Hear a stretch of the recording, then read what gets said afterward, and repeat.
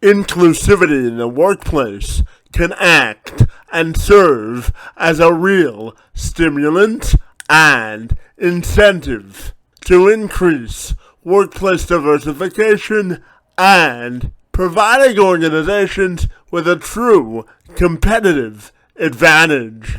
According to the Government of Canada, we still have plenty of work to do to ensure that individuals with disabilities have equal access to the workforce. A recent study by the government revealed that between 36 and 59% of individuals with disabilities are unemployed, compared to 68 to 79% of non-disabled counterparts. So the real question becomes, what can those in recruitment do to ensure that they level the playing field, to ensure that individuals with disabilities have equal access to a consistent paycheck?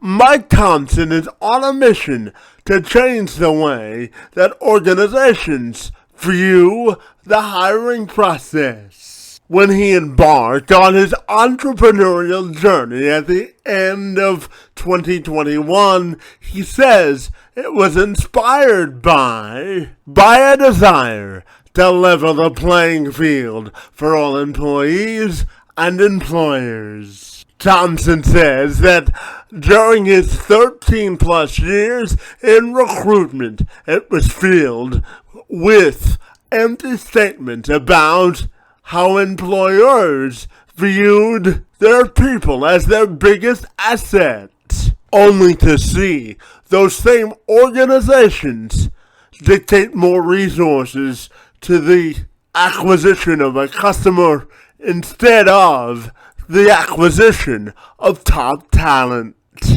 Therefore, Thomson joined me this week to have a conversation about how to humanize hiring and make it more inclusive. I'm Kevin McShane. Let's have this conversation.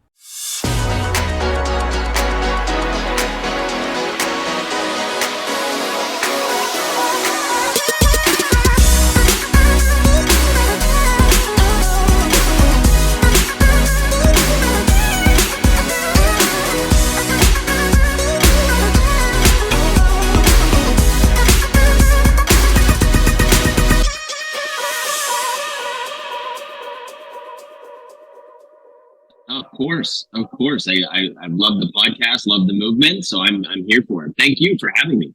Absolutely. So, Mike, if you're ready, I'm super excited to talk to you about humanizing hiring today, buddy. Great to see you, and thank you so much for being here, buddy. Thank you so much for having me. I'm super excited to have this conversation. As am I, buddy. So I'm going to start you off with a softball and ask you what it means to you to humanize hiring. Oh, you teed me up nicely into my pitch. I should say you should have ended that with insert sales pitch in here, but I won't. So me, humanizing hiring is at the core. There's a statement that we can all believe is people don't leave companies as much as they run from bad bosses. So I believe the inverse of that to be true is people don't necessarily join companies as much as they follow leaders. Our boss and the people we work with are largely influential on how that job is going to be. So to humanize hiring is to put that at the core of your hiring campaign. Highlight the people, highlight who your boss is going to be and who your colleagues are going to be. And that's how we can inject human into the content of the hiring strategy. Now, how do we deliver that content in a more humanized way? Let's get rid of the generic terms of a job description and let's bring the personality of the people representing those jobs to light, leveraging things like video. So I believe humanizing hiring from a content perspective and then in terms of how it's delivered is the future. Absolutely. Now, Mike, if you did any background work on me, buddy, you know that I work with folks with disabilities who are looking for work in organizations to try and sort of equal, sort of level the playing field for folks with disabilities. So how do you think we can infuse more folks with disabilities into the workforce? Yeah, I think it's a great topic, and certainly when we humanize the hiring approach and we really break down the skills that are going to set somebody up for success in a role and not focusing on previous experience as much as skills and what's in it for the candidate is how we can attract diverse talent pools. And in this time where the market is so competitive for talent, we have to start thinking about getting access to talent from untraditional ways in diverse areas of the market. And the way we're going to do that is we have to hire people that haven't done the job that we're hiring for before. And we need to invest in people. So how do we do that? We understand the underlying skills that people can bring to the organization. And with our help, invest in those skills to give back. So I think the way that we're going to attract a more diverse talent pool is by focusing on skills, not experience. And that's how we're going to open up the playing field for everybody to have an equal shot at jobs. Yeah, absolutely. And to that point, Mike, I was also curious to ask you about eliminating attitudinal barriers when it comes to the hiring process. So how do we really get employers to embrace sort of a inclusive hiring process? Yeah, I think it's the application process, the language that is used, the medium in terms of how they're collecting information. I mean, this has to be changed. I mean, it's we're trusting, bots to make human-centered decisions, and it's a human-centered approach. So we've over automated and over technologized, that's not a word, but overused technology to make these decisions when it's really need to bring it back to a more human approach. In my opinion, that's how it's going to be is there's a bit of an echo chamber when we're hiring where we need to write a job description because that's the only form we use to attract talent. And we don't know how we should write that job description. So what do? We go online and find a job description that's already written for a similar role, and we copy that. So all the job descriptions start reading the same. And that's a problem because now we're trying to create an inclusive environment to attract talent. All the job descriptions are starting to read exactly the same way, which kind of rules out a large majority of the workforce. So it's a massive problem. We need to simplify what it is. And if you can't describe to me in 30 seconds what the job is and why it's important, then you need to rethink why you're even hiring to begin with. So simplifying the job, simplifying the skills that are necessary to succeed in that job is how we're going to make it more inclusive for everybody.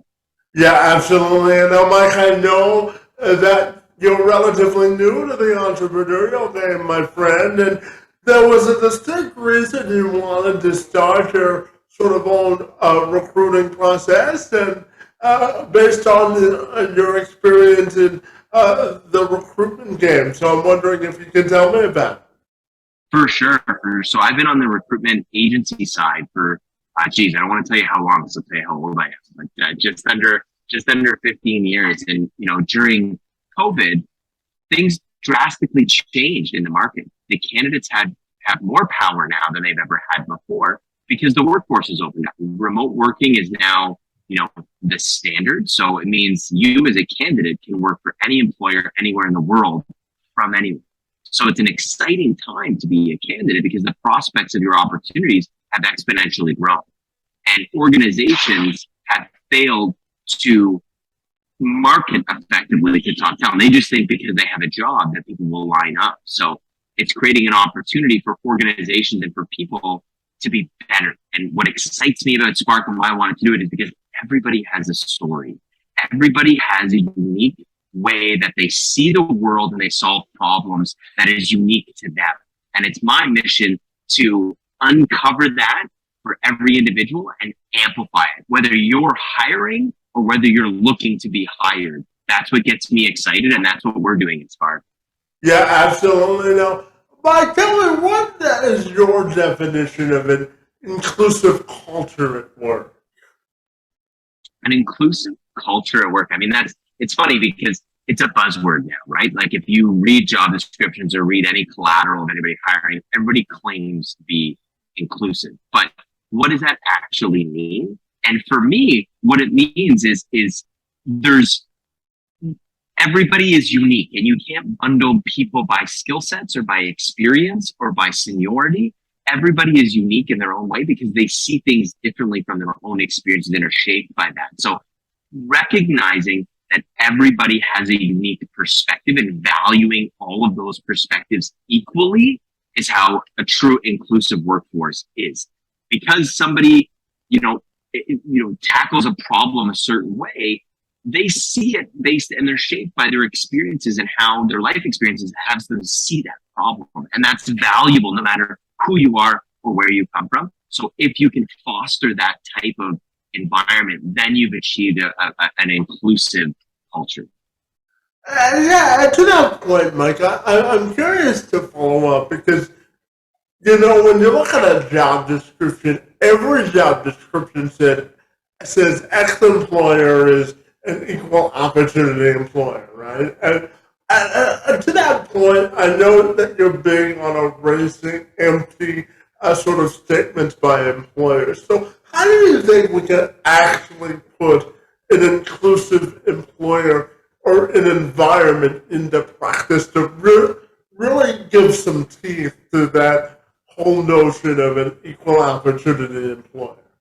Yeah, and I'm glad you brought that up because it's something that I'm extremely passionate about, because throughout my career I've had some clients that, want to be a hire for diversity or equal employer because it's what their bonus is tied to and they need to check boxes, right? Which is terrible. And then there's others that see it as an opportunity to bring in a different perspective to their team to make them stronger, a different viewpoint, a different experience to actually elevate the entire team and challenge the status quo. You can't have true innovation without diversity, because diversity fuels innovation. The way of questioning or challenging why you do certain things comes from different perspectives and different experiences. So if you want to innovate, you need diversity. But with that diversity requires time to invest in people, because they're not coming with the ability to do the job right away. You have to see potential. You have to understand the skills they bring and where you need to invest them to bring them up. So in order to erase that, we need to embrace leaders that value creativity, innovation, and understand it's an investment in skills and in people. That's how you're truly going to erase that generic statement and amplify those that actually do value these things. Yeah, absolutely. And Mike, I'm going to share just a little bit about myself. One of the reasons I'm passionate about diversifying hiring is that I was actually born with what's called spastic quadriplegia of cerebral palsy, but it means that I don't have enough oxygen in my legs to walk normally. So I'm super passionate about workplace diversification. So when we talk about workplace diversification on a broader sense, how do you think we can put that into practice more often? And how do you define workplace diversity? Yeah, workplace diversity to me is, eliminating overvaluing previous experience. I think, understanding if I'm hiring for a sales role to sell SaaS software, the number one criteria I should not be looking for is someone that has sold SaaS previously. That's how we kill diversification right away. What we need to understand is deeper than that. It's like, okay, if I'm hiring for that individual, what skills would set this individual up for success in this role? What are some base those skills? Well, organization, ambition, passion, energy, all of these skills. Where can we find and these skills? Where would they come from? Which industries? What other jobs would they have? Expanding the talent pool in order for us to access it. That is truly diversifying the hiring process, diversifying the workforce. Now, from a workplace perspective, get rid of these mandates in terms of where people have to work or how people have to work. As long as you're setting people up for success and making it clear what the expectation is, let them achieve those results how they want, where they want, when they want. That's truly how we're going to be able to open it up and not make it seem where you have to be in this office, in this seat, this many times a week, whatever those mandates are. So by doing these two things, we're going to be able to diversify the entire, not only the hiring process, but actually the workplace. Yeah, and to that point, how do you think technology has amplified the hiring process from a hiring perspective? What role do you think technology has played in that?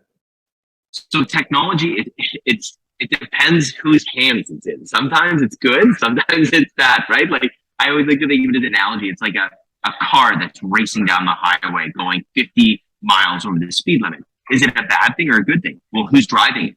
Is it a police officer or a paramedic that's driving an ambulance or trying to get to somebody's safety? That's a good thing. Or is it somebody that's fleeing the scene or just someone that's intoxicated? That's a bad thing. So technology is the fast moving car that can be good or bad depending on who's in control. Technology in hiring is great because it allows us to tell our stories better. If you want to tell the story of what makes you unique to a captive audience, you have the ability to do that leveraging technology.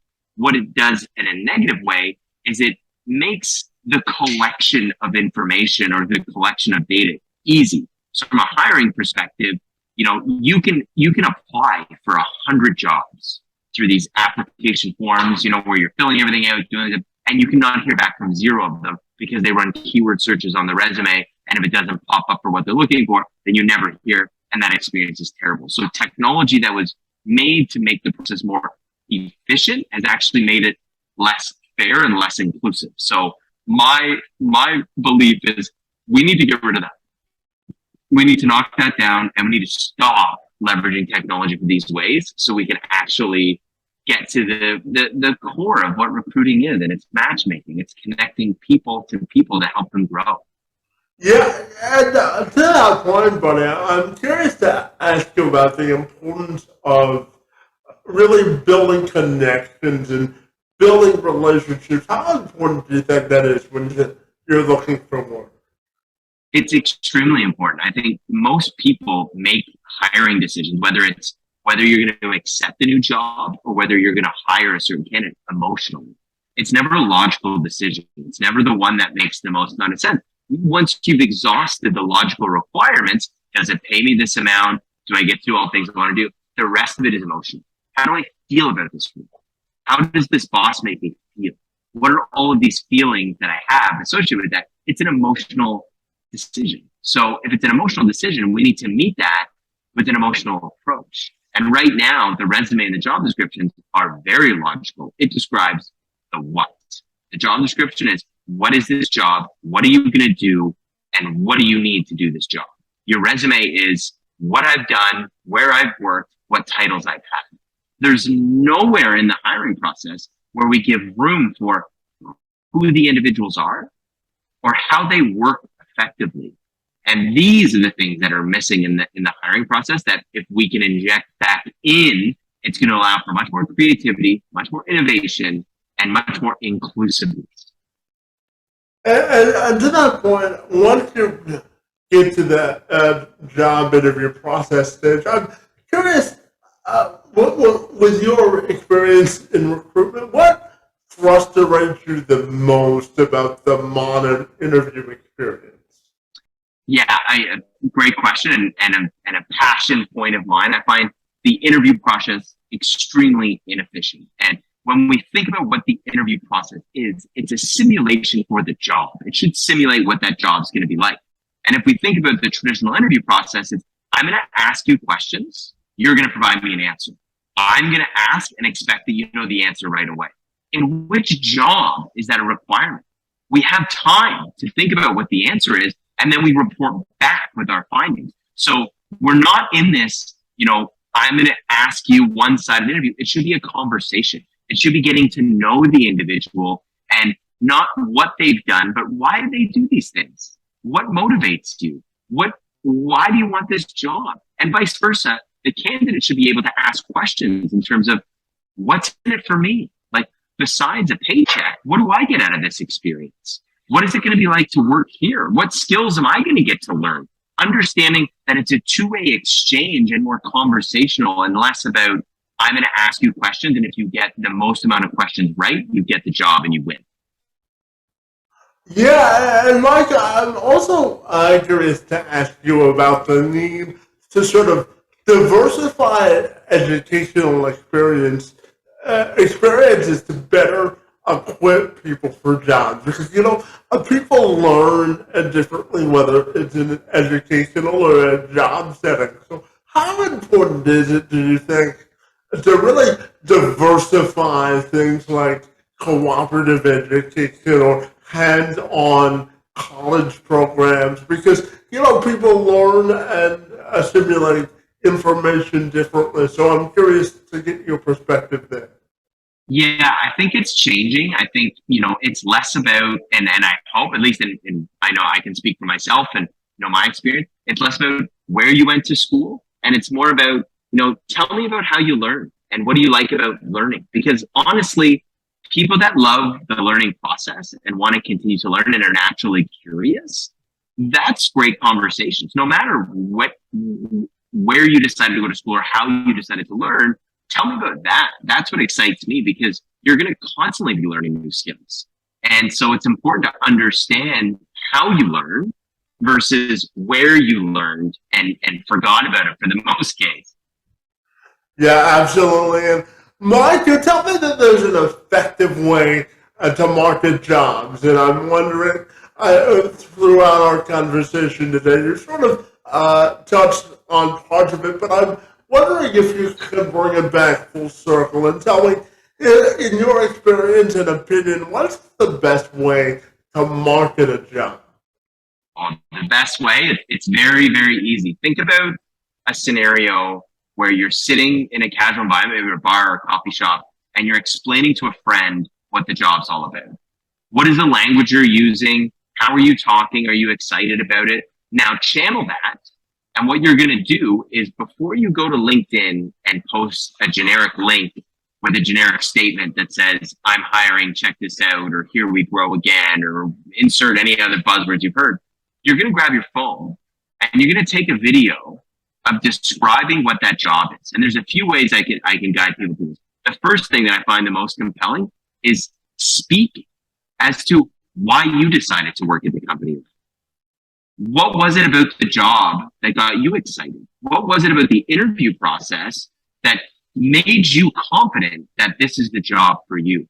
When you can put yourself in the shoes of the candidate because you once were, and speak to them on those terms as to why you made that decision, that's a compelling story. And then you're going to provide that link to apply. You're humanizing it by telling them, this is my origin story. This is when I was a candidate. This is what I was looking for. And this is what I found out through this interview process that gave me confidence that this is the right environment for me. And guess what it is? If that resonates with you, click below to apply. That's a better version of a job description and a way more effective way of marketing than giving, the year the company was founded in a job description. Yeah, absolutely. And tell me, Mike, everything is a social media based. And I'm curious to ask you how we can use social media as a competitive advantage when applying for jobs, and how cautious do we have to be when we post something on social media when we go through the recruitment process?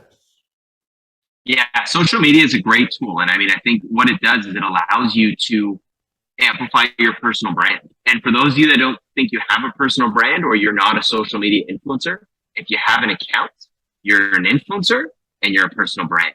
So you might as well accept that that's the reality of the situation and learn how to play. And what you want to do, the easiest step, is be authentic to yourself.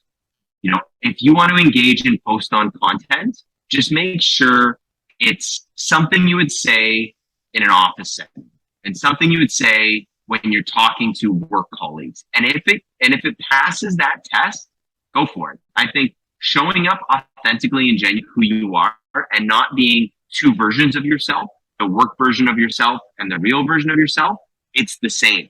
And let's be aware and be authentic and genuine to who we are when we're on these platforms. And that's going to resonate with people, because when we engage with things, it doesn't go away. So job job managers that are hiring managers that are looking can see what you're engaging with and what you're saying online, which is a powerful thing. It shouldn't be something you should be scared of. It should be something you're excited of because you get to show people the real version of who you are, which I think is an amazing aspect of social media and LinkedIn. Yeah, absolutely. Now, Mike, I'm curious to ask you about your passions in life and what else besides work are you passionate about, buddy?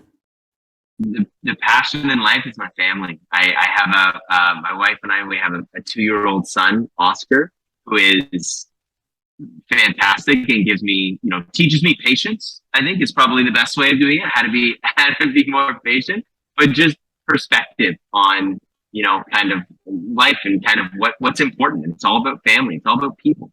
And that's what energized me to do my job every day is I realize that every single person I speak to is unique in their own way. And I'm just fascinated by everybody's story. So my passions are my family, and that spills over into my work, which is just people, just learning and sitting here having this conversation with you. Like, I'm so happy we got to meet and you were telling me some of your story and now I'm sharing some of mine. It's just like, it's connection. And that's what I live for. Yeah, absolutely. Everybody in life has a platform and a story to share, don't they? Absolutely. Absolutely. And some people don't feel like their story's big enough. They haven't had something that's Hollywood version ready to tell. And I say, no, everybody has such a unique story. You just have to find it. Every day that goes by, there are things in your day that are story-worthy moments that are worth sharing. And that's what I love uncovering with people. Yeah, absolutely. And Mike, I know that you're based in Toronto, buddy, and I'm here in winter. So whenever I get to talk and interview a fellow Canadian, that makes me excited, bud. So here comes what may make you proud to be Canadian question there, Mike. So I'll give you the floor to answer that question, buddy.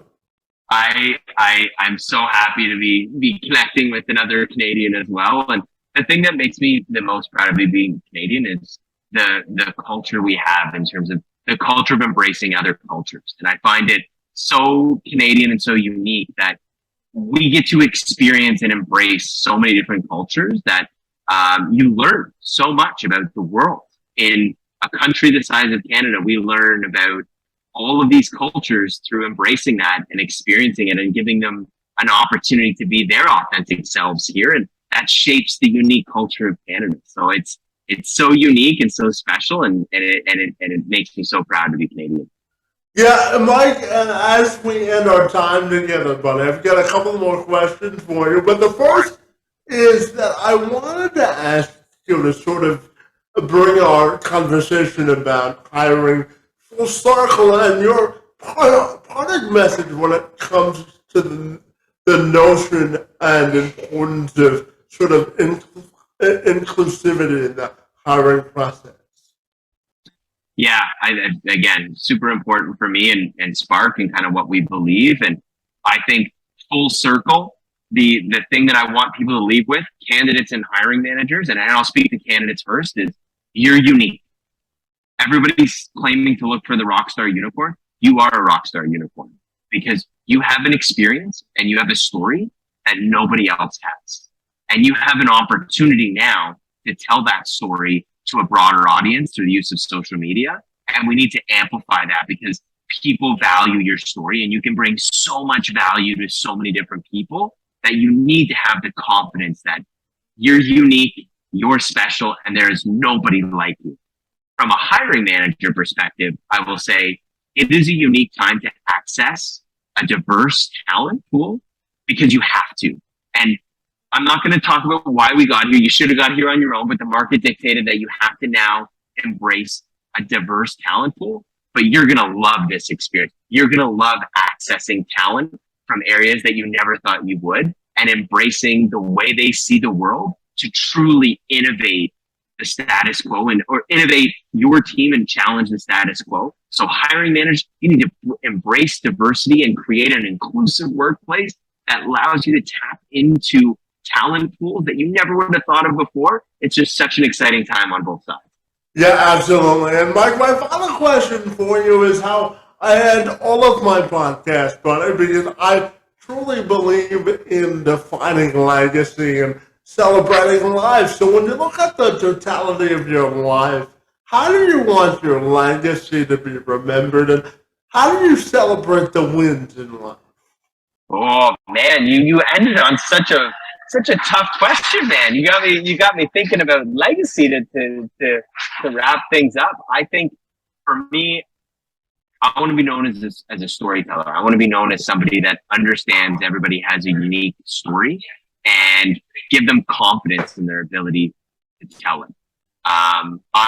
People that know me know that I love setting big goals, but I also love setting milestones along the way. And my wife and I, we have a wine chalkboard, and it's a wine holder that has chalkboards underneath it, and we write goals under those wines. And when we meet those goals, we get to open that bottle of wine and celebrate that milestone. So that's how we celebrate the little goals on the way to the big ones. And it's great to be able to have a glass of wine or a drink and just celebrate accomplishment along the way, because we're never going to stop. But it's nice to pause and reflect on accomplishing a goal. Yeah, you gotta still celebrate the wins, no matter how big and small, right? Absolutely. That's what it's all about. Yeah, absolutely. And finally, Mike, tell me if people want to get connected with you personally or the work you do with Spark Buddy. Tell me the best way they can accomplish that goal. Oh, I'm all over LinkedIn all the time. So Mike Thomson or Spark Recruiting on LinkedIn. Please connect me. I love learning about people's stories and just kind of further networking and meeting people. So please connect with me and let's engage. Fantastic. Well, Mike, as you know, that we share a mutual passion for inclusivity and inclusion and diversity in the hiring process, buddy. So I really enjoyed the chance to engage in conversation with you, buddy, and I want to thank you for being here today. I want to thank you for having me, and thank you for this platform and giving me this opportunity to speak on this very important topic and the work you're doing to kind of further the mission of inclusive hiring. I think it's fantastic. So keep up the work, and I'm so glad you invited me on this show.